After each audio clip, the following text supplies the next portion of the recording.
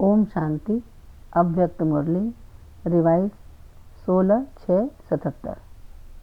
मुरली का सार, एक ही पढ़ाई द्वारा नंबरवार पूज्य पद पाने का गुह्य रहस्य। आज बाप दादा हर आत्मा के पुरुषार्थ करने के कर्म की गति और पुरुषार्थ अनुसार राज्य पद व पूज्य पद की गति, जो कि अति रमणीक और गुह्य है, वह देख रहे हैं। जैसे पुरुषार्थ में नंबरवार हैं, वैसे ही पद और पूज्य पद में नंबरवार हैं। जो नंबर 1 श्रेष्ठ पुरुषार्थी हैं, उन्हों का राज्य पद और पूज्य पद अति श्रेष्ठ और गुह्य रहस्य भरा है। पूज्य तो सब बनते हैं। सृष्टि के लिए सब पुरुषार्थी आत्माएं परम पूज्य हैं। अष्ट रत्न है, वह 108 की माला है, वह 16,000 की माला है, वह 9 लाख प्रजा पद वाले हैं। लेकिन सभी कोई न कोई रूप में पूज्य अवश्य बनते हैं। अब तक भी अनेक अनगिनत शालिग्राम बनाकर पूजा करते हैं, लेकिन अनेक शालिग्राम रूप की पूजा और विशेष इष्ट देव के मंदिर रूप की पूजा, उसमें अंतर कितना होता है उसको जानते हो ना। शालिग्राम रूप में अनेकों की पूजा होती है और अष्ट देव के रूप में नामी ग्रामी कोई कोई आत्मा की पूजा होती है।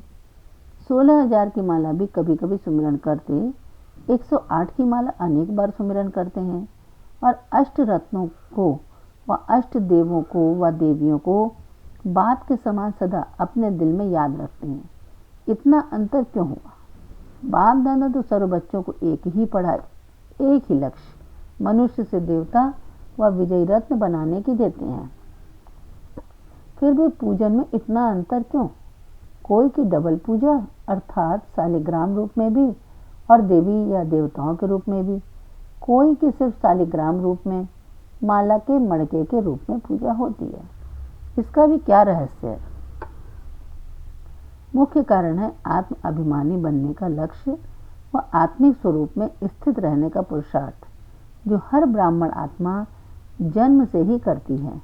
ऐसा कोई भी ब्राह्मण नहीं होगा जो आत्म अभिमानी बनने का पुरुषार्थी न हो, लेकिन निरंतर आत्माभिमानी, जिससे कर्मेंद्रियों के ऊपर विजय हो जाए, हर के कर्मेंद्रिय सत्व प्रधान स्वच्छ हो जाए। इस सब्जेक्ट में अर्थात देह के पुराने संस्कार और संबंध से संपूर्ण मर्जीवा हो जाए, इस पुरुषार्थ में नंबर बनते हैं। कोई पुरुषार्थी की कर्मेंद्रियों पर विजय हो जाती है, अर्थात इंद्रिया जीत बन जाते हैं, और कोई कोई आंख के धोखे में, मुख द्वारा अनेक रस लेने के धोखे में, इसी प्रकार कोई न कोई कर्मेंद्रिय के धोखे में आ जाते हैं, अर्थात संपूर्ण निर्विकारी सर्व इंद्रिय जीत नहीं बन पाते हैं। इसी कारण ऐसे कर्मेंद्रियों से हार खाने वाले कमजोर पुरुषार्थियों की ऊंच से ऊंच बाप के बच्चे बनने के कारण, ऊंच बाप के संग के कारण, पढ़ाई और पालना के कारण, विश्व के अंदर श्रेष्ठ आत्माएं होने के कारण आत्मा अर्थात शालिग्राम रूप में पूजे जाते हैं। लेकिन सर्व कर्मेंद्रिय जीत न होने के कारण साकार रूप में देवी और देवता के रूप में पूजा नहीं होती है। संपूर्ण पवित्र न बनने के कारण संपूर्ण निर्विकारी महिमा योग्य देवी व देवता रूप की पूजा नहीं होती है। सदा बाप दादा के दिल तख्त नशीन न बनने के कारण वह सदा दिल में एक दिल लेने वाले बाप की याद व सदा दिल पर दिल वाला की याद नहीं रहती। इसलिए भक्त आत्माएं भी अष्ट देव के रूप में दिल में नहीं समाती हैं। निरंतर याद नहीं तो सदा काल का मंदिर रूप में यादगार भी नहीं, तो फर्क पड़ गया ना। सिंगल पूजा और डबल पूजा में कितना अंतर रहा। वह प्रजा का पूजन रूप और वह राज्य पद प्राप्त करने वालों की पूजा का रूप, इसमें भी अंतर है। विशेष देवताओं का हर कर्म का पूजन होता है और कोई कोई देवताओं का रोज पूजन होता है, परंतु हर कर्म में नहीं।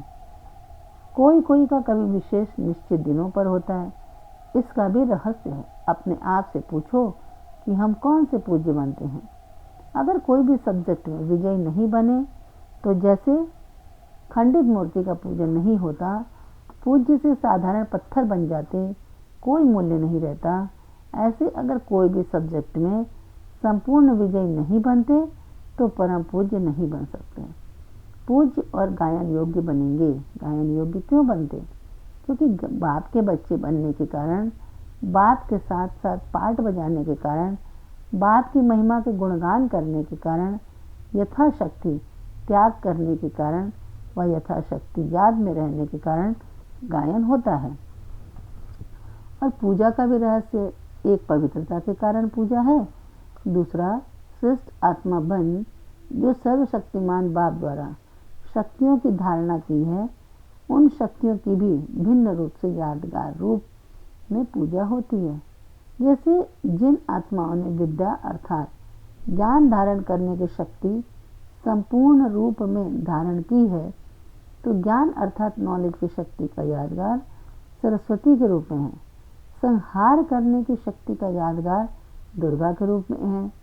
ज्ञान धन को देने वाली महादानी का सर्व खजानों के धन को देने वाली लक्ष्मी के रूप में पूजे जाते हैं। हर विघ्न पर विजय प्राप्त करने का यादगार विघ्न विनाशक रूप में पूजा जाता है। माया जीत अर्थात माया के विकराल रूप को भी सहज और सरल बनाने की शक्ति का पूजन महावीर के रूप में है। तो श्रेष्ठ आत्माओं के हर शक्ति और श्रेष्ठ कर्म का भी पूजन होता है। शक्तियों का पूजन हर देवी देवता की पूजा के रूप में दिखाया हुआ है। तो ऐसे पूज्य जिन्हों के हर श्रेष्ठ कर्म और शक्तियों का पूजन है, उसको कहा जाता है परम पूज्य। तो अब अपने को संपूर्ण मूर्ति बनाओ।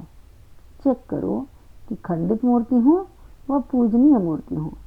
गायन है संपूर्ण निर्विकारी व 16 कला संपन्न। सिर्फ निर्विकारी बने हो या संपूर्ण निर्विकारी बने हो।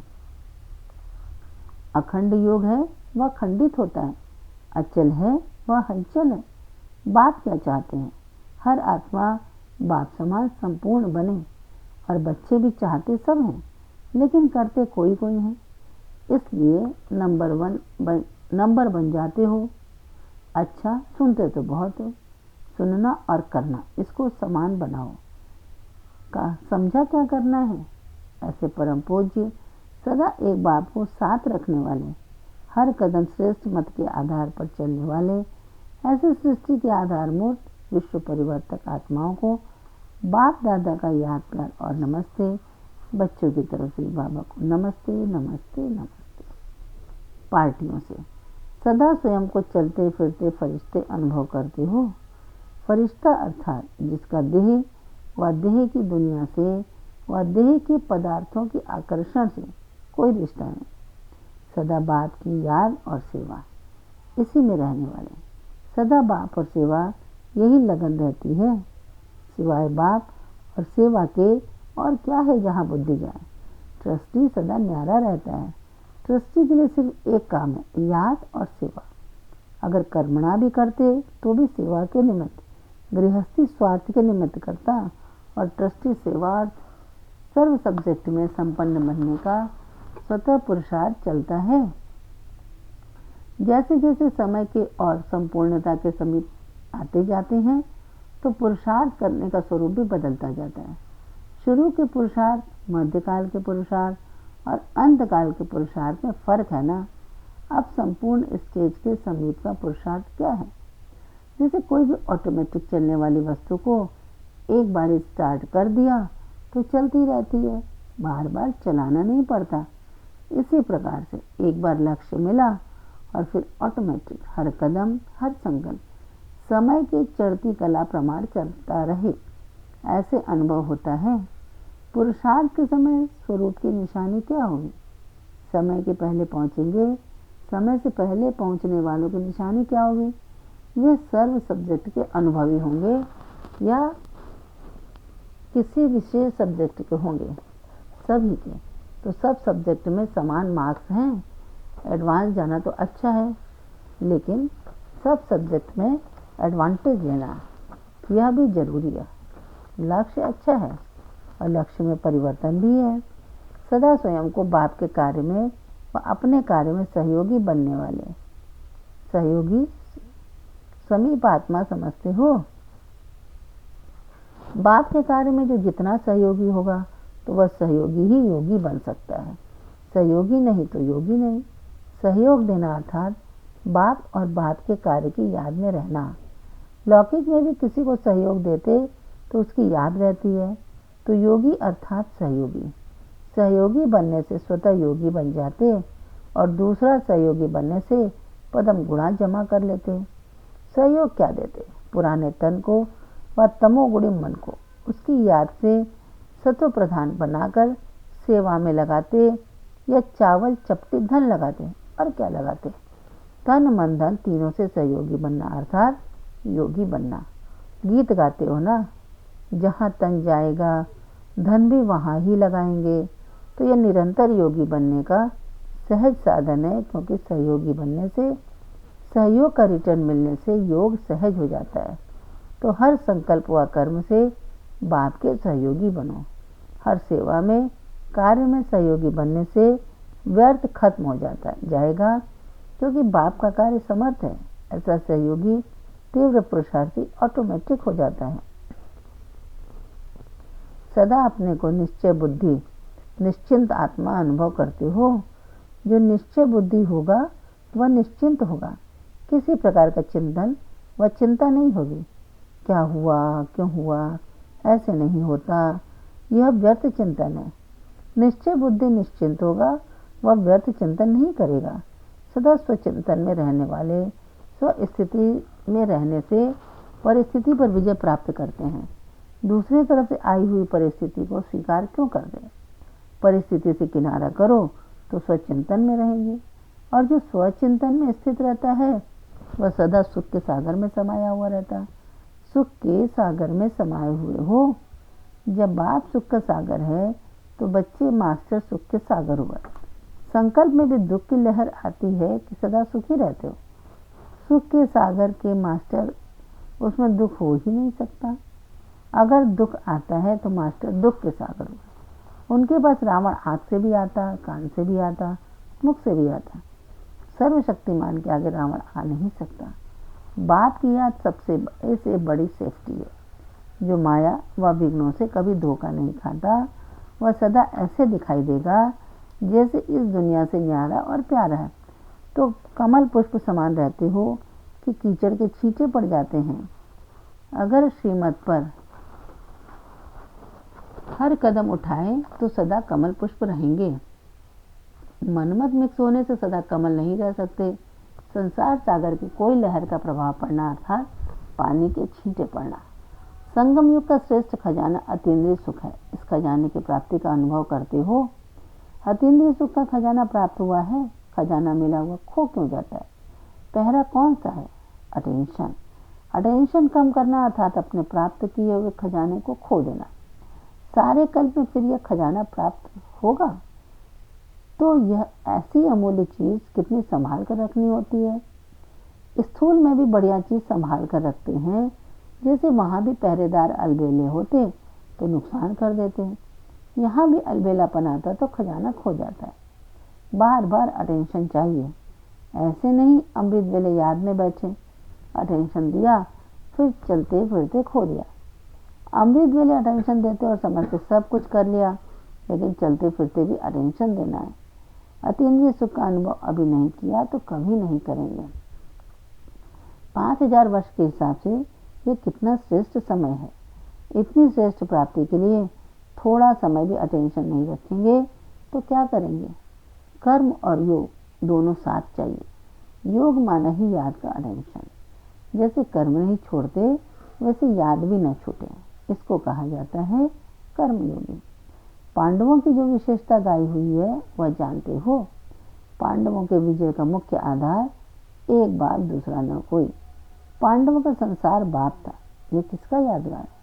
आपका यादगार हर कल्प गाया जाता है। तो ऐसे अनुभव होता है संसार ही बाप है। जहाँ देखो वहाँ बाप ही नजर आता है। संसार में संबंध और संपत्ति होती तो संबंध भी बाप में है और संपत्ति भी बाप में है और बाकी कुछ रह गया है। पांडव अर्थात जिसका संसार ही बाप है। ऐसे पांडव हर कार्य में विजयी होंगे ही होंगे या नहीं, यह सवाल नहीं उठ सकता है।